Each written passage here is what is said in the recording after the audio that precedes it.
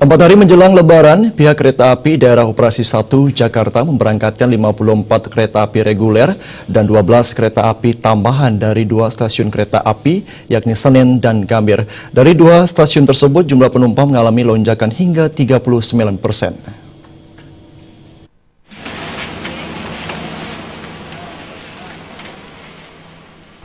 Empat hari jelang Lebaran, stasiun kereta api Senen Jakarta Pusat terus dipadati pemudik.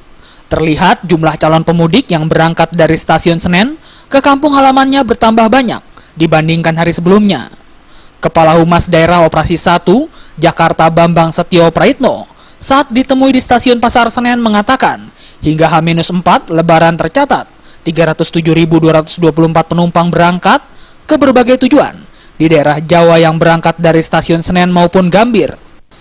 Rute favorit tujuan diantaranya tujuan Purwokerto, Sidoarjo, Cilacap, Wates, Yogyakarta, Sragen, dan Solo. Untuk H-4 saja dari stasiun Senen diberangkatkan penumpang sebanyak 11.236 orang, sedangkan dari stasiun Gambir 3.780 penumpang.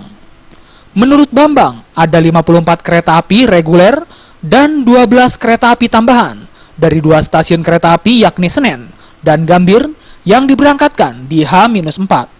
Bambang menilai H-4 hingga H-1 jumlah penumpang akan terus mengalami kenaikan.